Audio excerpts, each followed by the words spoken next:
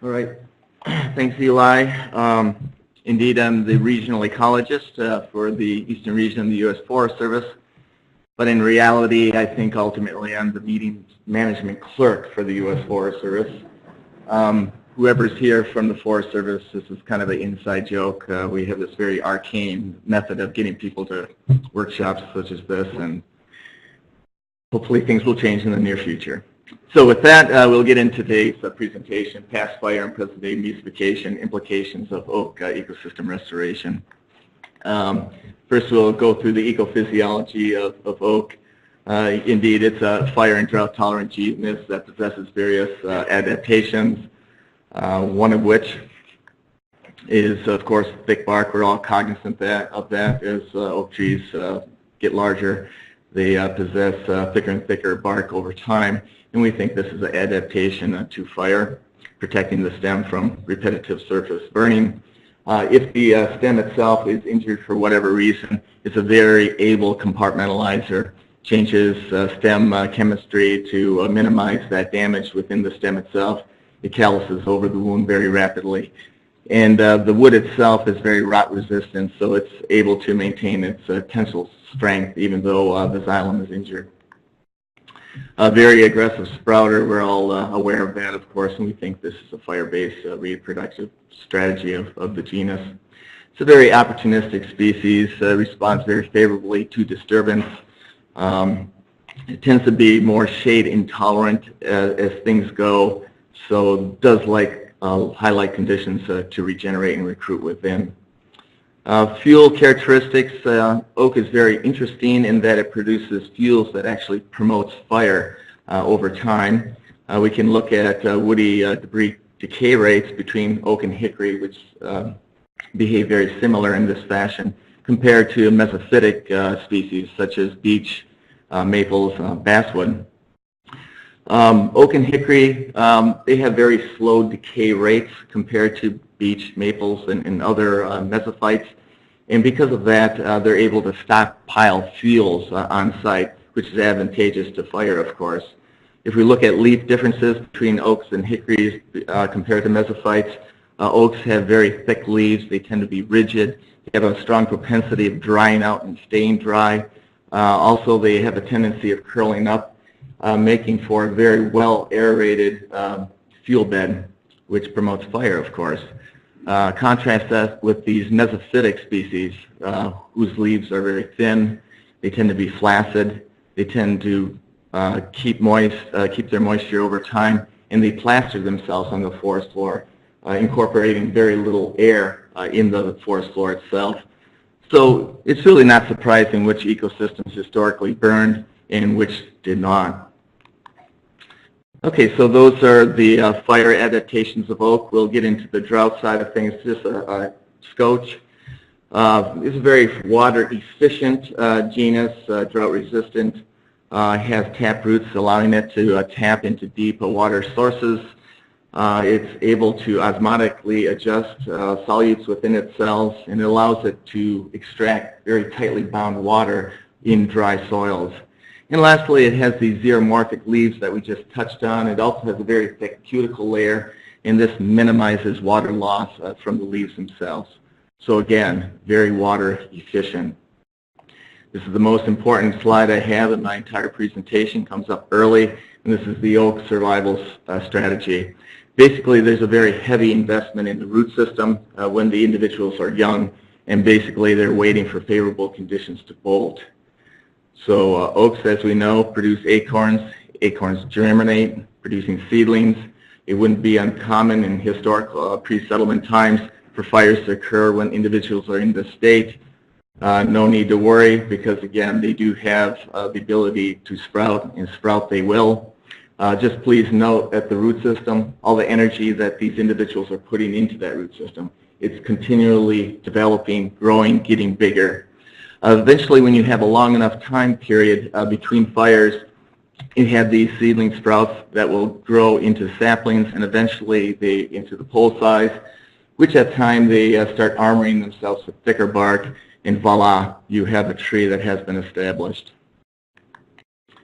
In the absence of fire, you have what oftentimes are open woodlands Eventually they become closed canopy.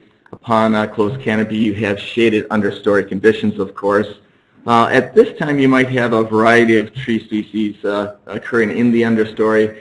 You can have your shade-tolerant individuals starting to crop up, represented here by the cool mint green maple leaves, and you might have a bunch of oak seedlings there as well. However, under shaded conditions, the shade-tolerant, fire-sensitive mesophytes are the ones that basically recruit, and this is where the battle is lost for oak. Now, we refer to this as the sapling bottleneck. So how big is this problem of altered fire regimes and what we're deeming Mesophication in the eastern United States? Well, my major professor and I try to get at that. You have the paper itself in your booklets right now. In order to solve this or get at this question, we turn to this fire regime group classification. This is commonly used by Landfire and other organizations. The y-axis is represented by fire frequency, and it's broken at 35 and 200 years, which divides frequent from infrequent to rare events. The x-axis represents fire severity. It represents percent top kill. John already alluded to that earlier in his presentation.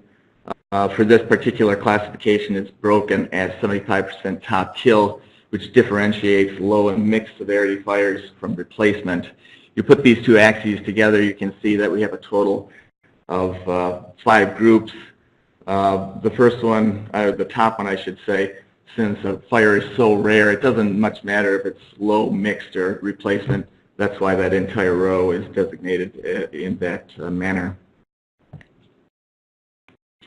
One thing that's curious when you look at the Roman enumeration of this classification, it doesn't make a lot of sense, because when you're thinking about fire importance, it is most important in the lower right-hand corner, and as you go diagonally up to the upper left-hand corner, that's where you get into a reduced fire regime. So in order to get around this odd enumeration, we just use color, going from hot red to cool blue.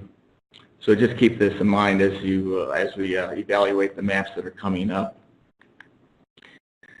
Okay, we applied this classification to Kukler's potential natural vegetation, which gives you a feel for the major vegetation types that occurred in the eastern United States. When we did this, we can see a couple of things. Surely the tall grass, oops, let me do that. I'm going to use my pointer here. Tall grass prairie, oak savannas, they came out as fire regime group 2. These systems burned very frequently, probably every year, every other year, maintaining that type of vegetation type. The lower 4/5, yeah, I was trying to get the arrow up there, but it advanced my screen. So the lower 4/5 of the eastern United States, you can see that fire was very frequent, represented with reds and oranges down here. And really the only place that fire wasn't really all that important, fire regime group 5, are our pyrophobic systems, our northern hardwoods in the upper Great Lakes states, radiating over to New York and all the way over to Maine. Those systems didn't burn all that frequently. We took this classification then and applied it to current vegetation types. We used the power of 2 current vegetation maps, the Advanced Very High Radiometer and the National Land Cover data sets, brought the strengths of those 2 together, applied this classification, and voila, this is the map that you end up with. I call this the bluification of the eastern United States. You can see how subdued the fire regimes are today compared to the past. To quantify that change on a pixel-by-pixel basis, we made a comparison. First of all, we had to convert this Roman enumeration to something that's more statistical friendly. So we put that over to the conventional enumeration that you see here. Again, we tried to capture that gradient of fire from the lower right-hand side to the upper left-hand side as best as possible. For each pixel, we inserted this equation at the bottom. Fire regime change would equal the past fire regime minus the current fire regime. And the equation itself, you can have up to 9 ordinal categories radiating from a +4, which represents the biggest shift you can have towards more fire on the landscape, to a -4, which represents the largest shift to less fire that you could achieve on the landscape in terms of fire regime. Again, if you look at the tall grass prairie area, this is where we had the most excessive change to less fire in the eastern United States. And again, the southern 4/5 of the east basically saw this tremendous drop in fire regime, or I should say maybe more subdued, if you will, over time, represented by blue and green colors. There are some anomalies here in that you can see that in our former northern hardwood areas, that some of the orange colors are popping up here indicating more fire. Really, this is nothing more than a legacy of great cutover and past burnovers that took place in the late 1800s, early 1900s, converting what was a pyrophobic northern hardwood system to aspen, birch, pine plantations, things like that. Those are forest types that are pyrogenic in nature, and that's why it's showing up here. Does it really represent that there's more fire in the landscape in that area? Not really. Looking at the amount of area that burned over time in the eastern United States, we saw a phenomenal drop that took place since the 1930s. This is data from the Washington office of the U.S. Forest Service, information from Minnesota down to Louisiana eastward. You can see that over 10 million hectares of area was being burned back in the 1930s. You have a precipitous drop in the 1940s, and then kind of flatlined since the 1955s. And we think that this is really contributed to, or due to, the post-World War II deployment of men and material to fight fires. They're very effective. Matter of fact, it seems like they only took about 10 years to perfect their trade based on the drop in number of acres burned. So we're highly effective at putting fire out in the east. There seems to be a reciprocal relationship between fire importance and this concept that we've referred to as mesophication.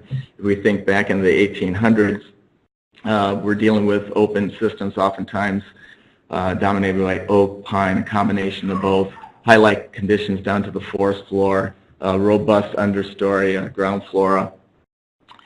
Fire was very important back then. In the mid-1900s, as has been pointed out, we have fire suppression that took place over the east, canopy closure that took place, converting woodlands to true forests, increased shading, and this mesophication effect started kicking in. You can see it here with these cool mint-colored trees popping up in the understory, which represents these mesophytic species, sugar maple, beech, basswood. By the early 2000s, we had this dramatic increase of these shade-tolerant mesophytic species, totally dominating both the mid and understory conditions of these stands, oak and pine being relegated basically to the overstory by this time. And for the foreseeable future, we see this decreased flammability taking place because of this mesophytic litter layer that is developing, and also these very cool, humid microclimates that are setting up because of the multiple canopies that now exist on these sites. So as you can see, the demise of fire has been ubiquitous across the eastern United States, and it's leading to dire ecological problems in most locations. I'm going to give you a few examples here. The first one based on my work in central Pennsylvania. Central Pennsylvania, you have the Ridge and Valley province that strikes through it from the northeast down to the southwest. It's a very curious feature. You have these paralleling ridges and valleys that strike through this landscape. The origins of this geology is complements to a concussion between Africa and the North American continent about 400 million years ago. And it's akin to pushing a rug over a smooth surface where you have these readily undulating surfaces that parallel one another. The ridge tops depicted here in red are forested. The valley floors themselves are in agriculture or urbanization. Based on corner trees of early land warrants, we were able to reconstruct the pre-settlement composition of this area. The ridges themselves were dominated by oak, pine, and chestnut, whereas the valley floors were dominated by oak, pine, and hickory. All these genera are pyrogenic in nature, so we think that fire was very important on this particular landscape. European settlement started kicking in the mid-1700s and had a profound effect on these ecosystems. The first tree to go, like everywhere across the east, was eastern white pine, noted for its superior timber qualities. Also, it's an easy species to float down rivers for milling and whatnot. So it was the first to go. We were dealing with the big seed trees that were harvested. In this neck of the woods, iron was very important, and to supply fuel for the iron industry, they turned to the local woodlots to produce charcoal. They would basically clear cut a small area, 1-2 acres or so, drag all the material and pile it into pyramidal piles, cover those piles with soil, poke some holes along the periphery, along the bottom, start a slow burn, and reduce the wood to charcoal. Once it was finished, the colliers would plug the holes effectively, allow the charcoal to cool, and after a few days they would dig up the charcoal and transport it to local iron furnaces. The vastness of this disturbance is truly mind-numbing. This took place from western portions of the state of Virginia, across portions of West Virginia, certainly southern Pennsylvania and central Pennsylvania, and up and down the Ohio River Valley. So we're talking about millions and millions of acres that were affected in this manner, spanning over 100 years in most locations. The rapidity by which this took place in this area is stupefying. Every 20, 25 to 30 years, these stands would be cut and charcoal produced from that biomass. And where you had human beings that were scattered across this area, a lot of slash, guess what came with it? Fire, right? So this really effectively was the death knell for pine, because it is not able to sprout as the oaks, chestnuts, and hickories were. Around 1900, things changed here. The local iron industry turned to coal for its fuel source, and so these stands were allowed to mature, and that's what we see today. Oftentimes these stands are 100, 120 years old or so in central Pennsylvania. Along the way, chestnut blight hit, effectively removing that species from these particular forests. Kind of eerie, you can see things like this in central Pennsylvania. This is an iron furnace in the midst of a mature forest today. Can you imagine what was it like 200 years ago with the humanity around this place, with charcoal, lime, raw iron ore coming into these sites, it being smeltered, and then pig iron leaving again? Whole villages would be located around these things. So it's kind of eerie to see the type of change that took place on this landscape over time. As we pointed out before, fire suppression took place in the mid-1900s. In a single year, back in 1808, over 400,000 hectares burned in Pennsylvania. And again, that's a single year. Compare that to the last row here, 1980s, a full decade where less than 4,000 hectares burned in the state. This, my friends, is a decrease of over 1,000-fold regarding fire. Today we have oak and hickory primarily in the overstory, and then we have a whole mix of these mesophytes occurring in the understory. Red maple is one of the principal mesophytes occurring. We have black gum, black cherry, on the more mesic areas, sugar maple, basswood beech. And this is really ubiquitous across this landscape. And of course, over time, as the oaks and hickories wink out, we have this forced conversion that's taking place towards those species I just listed. The wildlife ramifications must be truly profound when you think of it. In the past, you had tree species producing very large seeds, such as American chestnut, acorns from oaks, of course, and hickory nuts. And as pines go, larger seeded seeds coming from eastern white pine.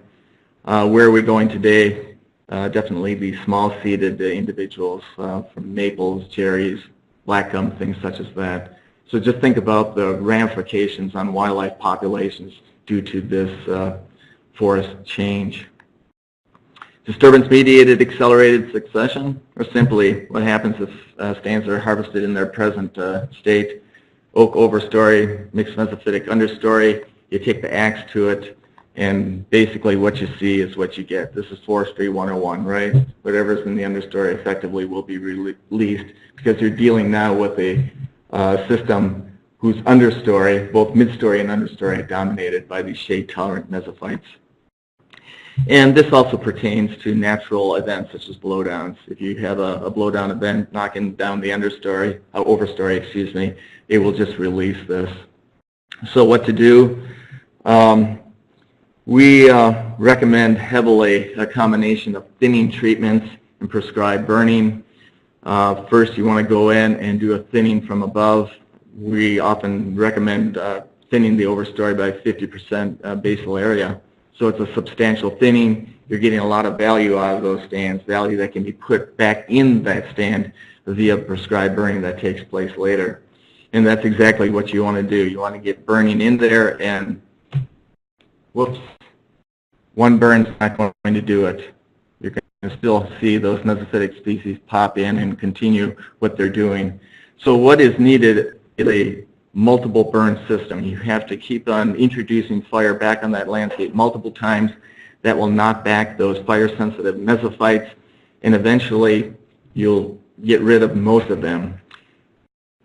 Once you have a strong mast year where you're saturating the rodent population, including deer, then you can back off on fire, and hopefully you will have a new oak hickory stand that's established. Now at this time I'm just going to add this. From a forestry perspective, you have done due diligence to the oak system, haven't you? You're regenerated, now you can back off and allow it to do its thing. Along the way you can have several non-commercial or commercial thinning operations as it matures. But for ecosystem restoration, it's something different. After you have this cohort that's established, you want to get fire back into that system, because that's what ecosystem restoration is all about, right? So you probably want to hold off 10 to 15 years, allow this regeneration pulse to make it into the pole-size stage, where it's again to start armoring itself with thicker bark, and then you reapply fire.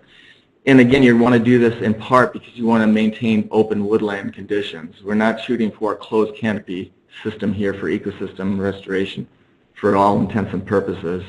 So I just want to point out that bifurcation of what it is to regenerate a stand for timber or forestry purposes versus what you want to do from a pure ecosystem restoration standpoint. Now we're going to shift gears a little bit and get closer to home here. This is information from Illinois based on the work, good work of Roger Anderson. The upper graph shows the type of ecosystems that came to be after deglaciation. This is depicting conditions 9,000 to 10,000 years ago. Most of Illinois, as you're probably cognizant of, is one big flat plain, isn't it, through the central portion of the state.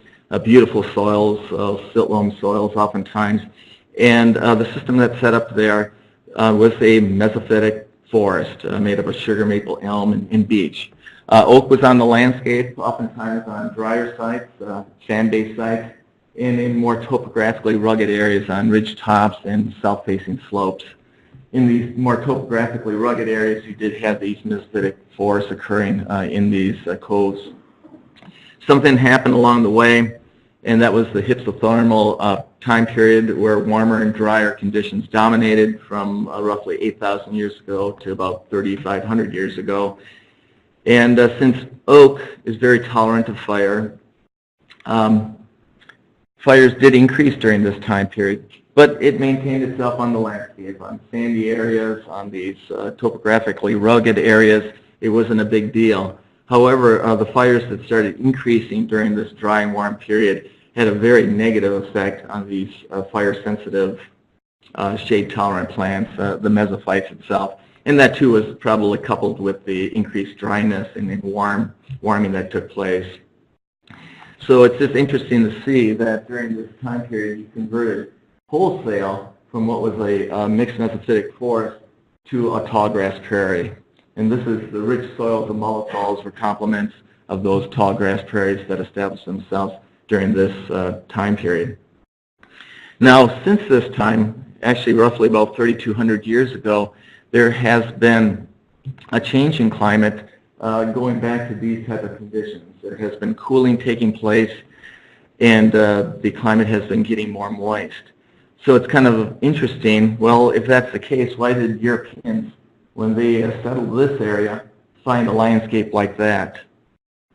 Well, the answer to this is that Native Americans knew a good thing when they found it.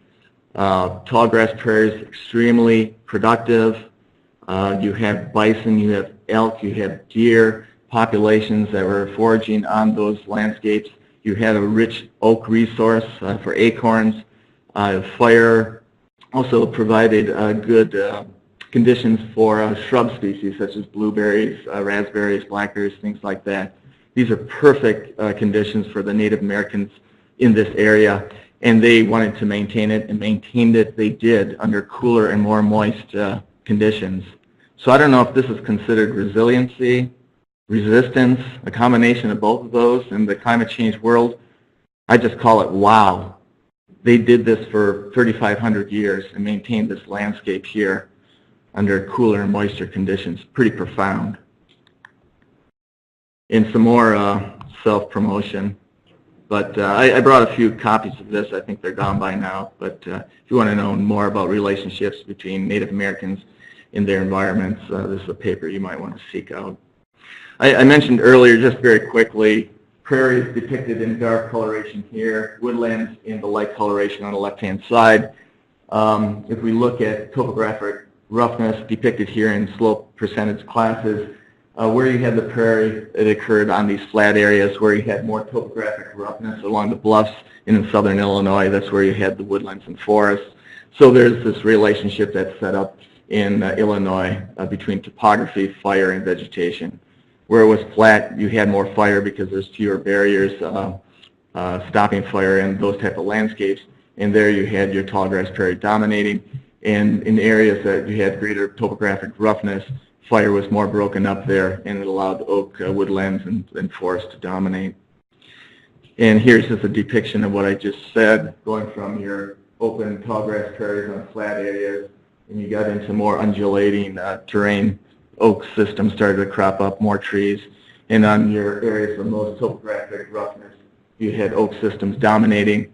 In the most mesic of areas in the cove forest, that's where you had these mixed mesophytic forests tucked in there. These are areas that largely didn't burn that often. They're fire protected.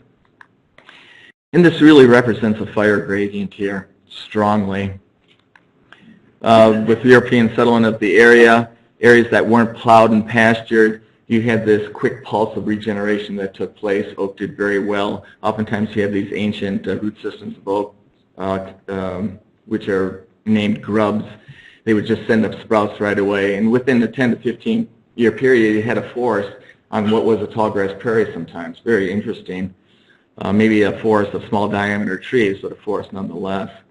And then over time, as I pointed out before, you have these mesophytic plants now starting to regenerate in these forested conditions and dominating understories and midstories. And this is happening throughout Illinois. Again, that's not plowed or pastured. Based on Freilish's work down in Illinois, when he compared pre-settlement structures with modern structures, he found this, and this is applicable throughout the East, that basically tree density has gone up big time over the years. Again, this is consistent going from woodlands to forested conditions, and also with the amount of small diameter stems popping up for complements of the mesophytes. Mean diameters down because oftentimes stands have been cut multiple times over the years, and they just tend to have smaller diameters. When you couple these two parameters together, basal areas by and large are increased on the landscape. So things are kind of dire, things are dreary, but there are success stories. I'll share one from the Mark Twain National Forest. On the left-hand side, you see your typical present-day conditions: continuous overstory, high density, tree density, shaded understory conditions, a very deep populated ground flora layer, and a deep leaf litter layer because you don't have burning taking place there any longer. Under restoration on the right-hand side, this has been thinned and burned 5 times over a 15-year period. You can see what happened. We have this open canopy condition again, a woodland condition. It reduced the tree densities to historic conditions, highlight conditions down to the forest floor, very robust and diverse ground flora layer, and a negligible leaf litter layer. And this is what's really important ecologically, and John pointed this out earlier in his presentation. The herb layer itself represents over 80% of the total plant richness of a forest. This is where the diversity happens, and this is why it's so important that we maintain these open conditions. Otherwise, you quickly lose this component. And time is running out. So conclusions, very quickly. Oak is a pyrogenic genus based on the tree life histories and physiological characteristics. Fire played a very significant role throughout the eastern United States. Fire suppression efforts over the last century have been extremely effective, to the detriment of fire-dependent plant communities particularly. Fire suppression has had these cascading effects, changing open land conditions to closed forests and allowing fire-sensitive, shade-tolerant species to prosper, particularly the maples, at the expense of oaks. Prescribed burning and thinning is needed in order to maintain these oak communities, and these opportunities of restoring pyrogenic ecosystems are rapidly waning. Particularly getting beat up, again, is the ground floor, because it is oftentimes the first to go when you have shaded conditions. As a little bonus here for you Minnesotans, I wanted to include this. It should take me 1 minute. Working with Melissa Thomas Van Gundy, we are converting witness trees or using them as pyro indicators in the eastern United States. Simply put, we form 2 categories, a pyrophilic category and a pyrophobic category. Oak, chestnut, pines, very indicative of these pyrophilic genera and species. Pyrophobes, fir, maple, hemlock, things such as that. We applied that to the burying tree database. Thanks, John, for putting that together and making that available. And this is totally independent of what we saw before by Carrie. I literally drew this line last week when I was putting this slide together, and isn't that amazing how this corresponds to what she drew for cone serotomy and jackpine? I mean, that's kind of weird. The reason why I point this out is you can see this extreme change, at least regarding pyrophilic percentage on the landscape as depicted by witness trees, fire to the west, and more subdued conditions to the east. And we think that this line, in part, what's controlling that is a high density of lakes along this area, an increase of wetlands that are occurring to the east of this line. Also, you have a change from glacial fluvial deposits, sandy deposits on the west side, to more loamy ice contact morainal type of landscapes to the east. And that's depicted here in this particular map, lakes and wetlands. So I did bring a number of those publications for the audience. They're located in the back, and that was my very specific contribution to this symposium here. With that, I will give it to Jack at this time. I think we're running out of time. Thanks, Greg, for a good talk.